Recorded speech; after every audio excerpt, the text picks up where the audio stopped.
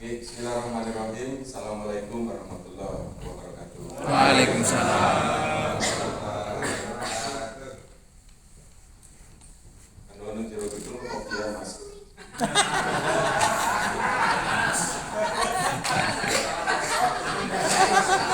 Saking semangatnya Pak. Saking semangatnya. Maklar sapi Pak. Kemudian jadikan botol untuk botol. Oke. Yang saya hormati Pak Edi, Pak, Ketua Paguyuban BPD Kabupaten Banyumas, Mas Didi, rekan sahabat saya. Alhamdulillah bisa rawuh ya Mas. Kebetulan ke Jakarta. Dari luar Jawa. Yang penting bisa balik mana enggak. Tentu semuanya saja yang saya sangat hormati, membanggakan seluruh anggota BPD dan pengurus pusat paguyuban yang pada hari ini mudah-mudahan sesuai harapan saya semuanya bahagia. Meskipun tadi saya nggak melihat, katanya sudah ada nyanyi-nyanyi katanya. Mudah-mudahan. Nah, tentu yang pertama saya mengucapkan terima kasih. Tetap harus mengucapkan terima kasih karena hari ini waktu saya padat dengan silaturahmi. Panjenengan datang dari pagi, ketemu dengan kita semua. Insya Allah tidak ada jeda waktu kecuali rekatnya hubungan emosi kita. Dalam waktu yang hilang karena semuanya tentu bertahun sama menebar kasih sayang, insya Allah gitu. Karena tentu silaturahmi bagian dari itu semua. Itu sepindah yang pertama. Yang kedua, pembekalan, orientasi, iklan, pencerahan apapun namanya. Insya Allah mudah-mudahan kalau saya amati dari pagi, panjenengan semua tulus ya dari hati ingin mendapatkan banyak hal pengalaman, baik ilmu maupun mendekatkan perasaan, karena yang diberikan tadi soal yang hebat-hebat menurut saya ideologi. Saya ideologi itu bisa menurunkan menjadi anak ideologis kan itu. Makanya panjenengan generasi penerusnya adalah anak ideologisnya Mas Joyo, anak ideologisnya Supriyanto kan itu. Nah, itu tentu ini bagian dari ibarat kita lah, saya kira, karena ideologisnya didalilkan dalam agama. Yang kedua, konstitusi, ada legislasi, ada terakhir mungkin dari pemerintah desa. Itu tentu maksudnya adalah supaya dari yang hulu sampai yang hilir nyambung. Tengah-tengah tok biasanya tidak matang. Jadi saat bicara hilir, ininya nyambung ke yang hulu. Begitu melihat norma, pikirannya maling menggilir, itu kan bagus. Begitu melihat ada praktek yang nggak pas, langsung cocokin normanya apa bener miliknya. Nah, tugas kita berat di desa, ujung tombak, berhubungan langsung dengan manusia. Makanya saya sering mengatakan orang-orang yang berada di tataran terdepan, saya mengatakan terbawah ya, terdepan berhubungan langsung dengan emosi masyarakat. Sebenarnya mereka-mereka yang harus paripurna, ya, harus full penuh menjadi manusia dewasa. Nah, kalau ideologi kita mengatakan arif dan bijaksana, ada namanya kesalahan sosial itu Pak. Kesalahan sosial itu adalah orang yang arif, bijaksana dengan penuh kesederhanaan dan kemudian banyak sifat-sifat baik lain. Itulah jati diri bangsa kita. Saya kira sudah tepat ya nanti menjadi modal bekal panjenengan semuanya yang sudah ada. Saya yakin sudah banyak penuh. Tapi pada hari ini paling tidak yang mulai berkurang refresh. Nah, kalau istilah fokusnya namanya rejuvenasi. Rejuvenasi itu penyegaran, disegarkan kembali hal-hal yang bolong-bolong atau ada kondisi yang berubah karena lingkungan, kita kembalikan pada realnya sehingga nanti pulang mudah-mudahan menjadi manusia ideal, ya, manusia ideal yang tentu diharap-harapkan oleh semua orang yang berharap baik tentang kehidupan termasuk kehidupan negara. Paling kecil ya desa. Oleh karena itulah pelatihan ini menurut saya sangat bagus. Dan kalau lebih bagus lagi, Bapak dan Ibu semua bisa mengembangkan dalam dinamik kehidupan masyarakat yang tentu tidak mudah. Karena saat kita punya cara pandang, yang lain bisa berbeda. Apa maning harus ketemu sing bakar pisan. Mengerti, ya? Mengerti, bisa bedanya tajam. Nah, tapi kalau kita sabar, ininya bagus, cukup, ya? Rasanya bagus, emotional quotient-nya bagus, ya? Jangan hanya intellectual quotient. Emotional quotient bagus, saya kira untuk apapun perbedaan bisa dijelaskan secara logos tadi ya, Pak Prof itu ya, bagus kan?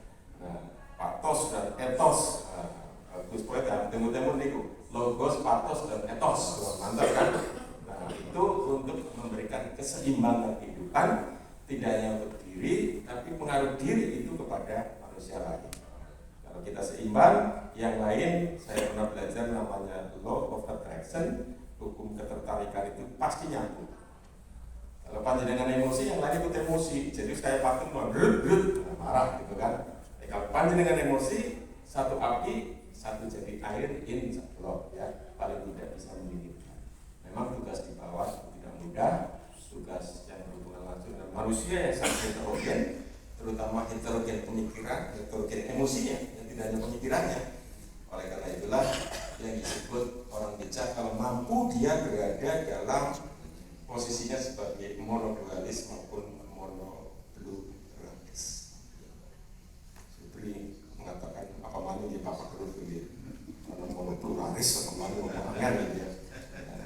Artinya kita kodratnya adalah berada dalam manusia sebagai ciptaan yang berkuasa, tapi kita juga masuk dalam perbedaan. Jadi panjenengan sedoyo kalau masuk dalam pusaran perbedaan itu sebenarnya alamiah. Karena orang pada kabeh mana sirine gitu, lahir esok kalau sore terus beda gitu. Jutaan orang hidupnya beda gitu. Nah itu adalah kodrat. Jadi kalau orang tidak nyaman dalam perubahan, tidak mau dalam proses pusaran perubahan, berarti menolak kodrat alam.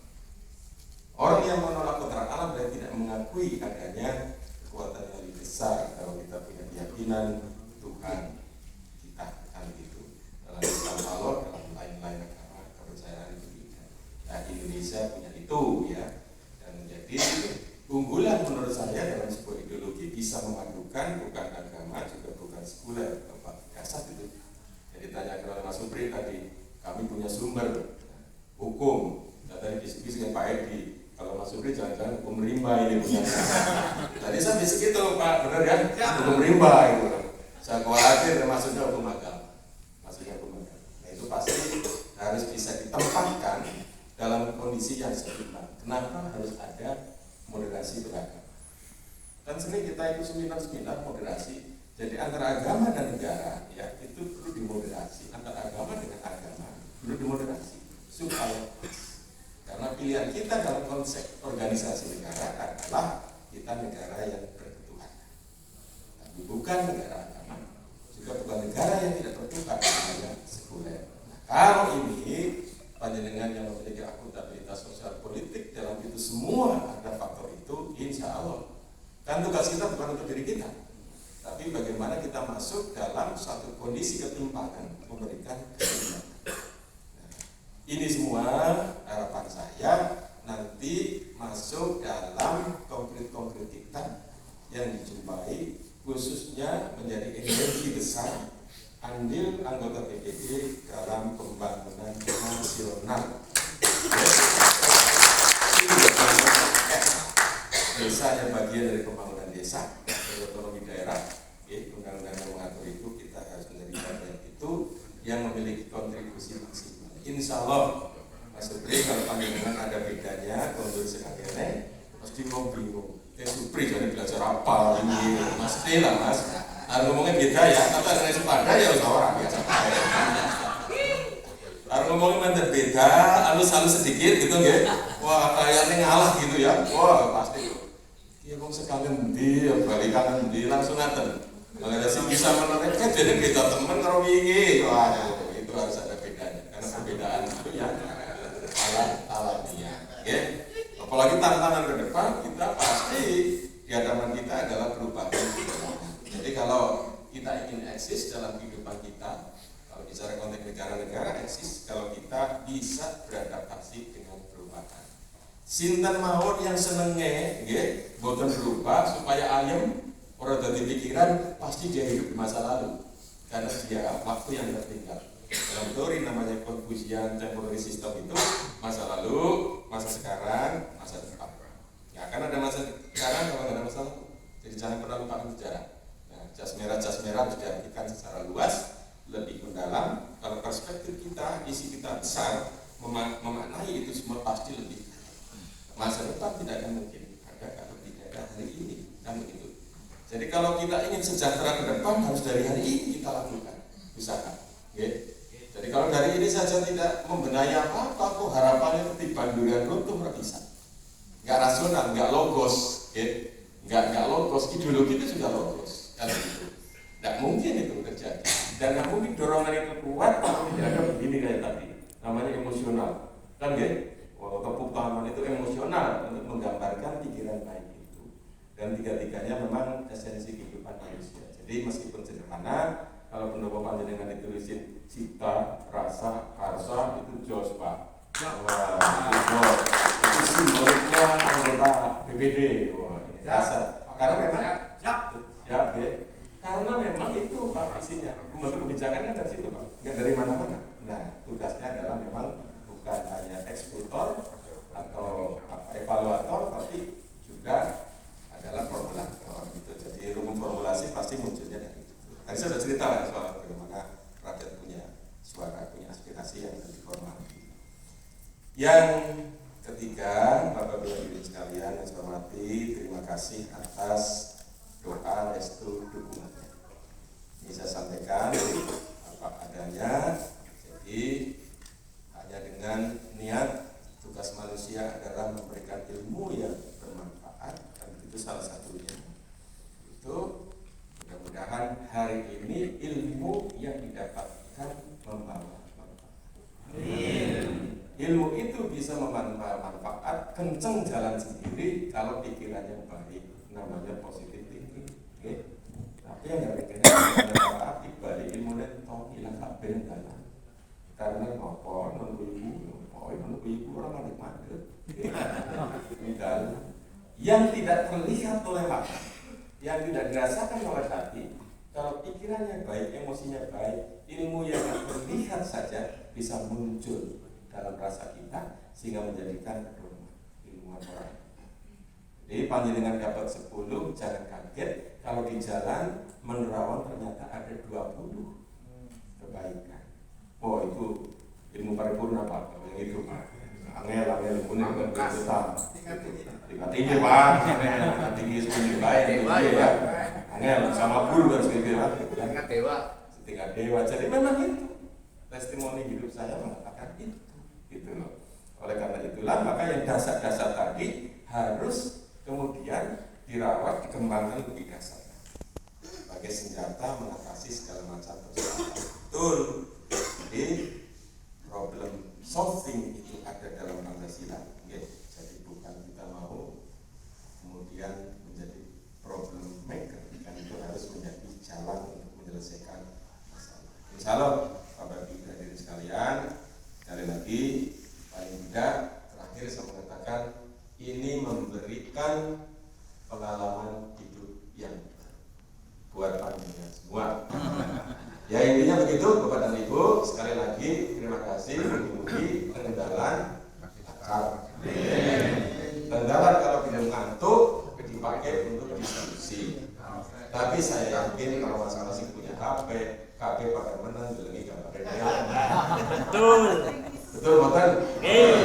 Punya ilmu tinggi karena ngerti sih mesti ilmu. HP kayak HP, dia sengaja satu. Gambarnya padahal lu aja dilihat di cermin berkali-kali ya. Tapi begitu saya lihat, insya Allah ya, mudah-mudahan Bapak dan Ibu sehat. Amin. Bisa pinangin, ya. Yang mereka mari saya juga sering pulang ke sana untuk menjumpai komunikasi dengan masyarakat. Sebenarnya besok juga Pak Adat yang saya lihat di sana. Tapi nanti kita kita lihat waktu lah. Kalau memang kerentek pas, mana ya pulang. Nanti kita komunikasi dengan saya. Terima kasih sekali lagi. Cekap ya, cukup kan ya? Terima kasih. Assalamualaikum warahmatullahi wabarakatuh.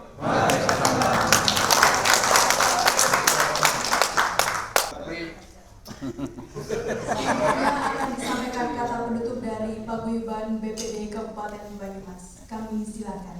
Mohon izin, Assalamualaikum warahmatullahi wabarakatuh. Yang saya hormati Pak Mas Cahyono, Pak Siti, dan teman-teman dari Kabupaten Banyumas, 52 orang yang saya hormati. Pertama, mengucapkan banyak terima kasih atas apa yang sudah diberikan oleh Pak Ma'ruf, oleh teman-teman, oleh staf, oleh semua yang dari awal sudah dilakukan. Kita masih di rumah sudah dibel oleh Mas Amin. Pak sudah berangkat Pak, dereng Mas, tebet kumpul makin pendopo, ke Kecamatan Cilongo, ke Kecamatan Jibarang, ngumpul wong 52 biangel.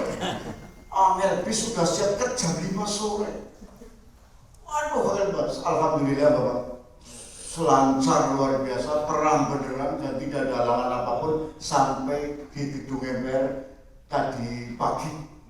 Maaf, di Istiqlal dulu, subuhan lancar, alhamdulillah. Semuanya seragam, kemudian menuju ke gedung MPR, syarat dengan enak sekali makan pagi. Kemudian sampai menerima pelajaran luar biasa dan terakhir saja sudah dilepas oleh Pak Ma'ruf Cahyono. Luar biasa lagi didampingi oleh Pak Siti jauh-jauh dari Sumatera mampir. Luar biasa. Untuk itu mohon pamit Bapak. Sampai ketemu lagi dan kami selalu berdoa. Makatan Bapak itu dan pangapunten kaulahi wabillahi taufiq hidayah. Wassalamualaikum warahmatullahi wabarakatuh. Kami Bapak bersalaman. Yang kami hormati, selanjutnya adalah penyerahan cindera mata kepada Paguyuban Badan Permusyawaratan Desa Kabupaten Banyumas. Penyerahan cindera mata akan diserahkan oleh Sekretaris Jenderal MPR RI kepada Bapak Edi Prianto SH, didampingi oleh Bapak Dr. Andes Joyo Sutarso.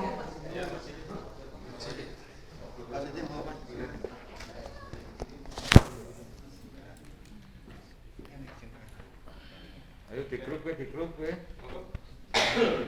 Sini selesai. Mantap.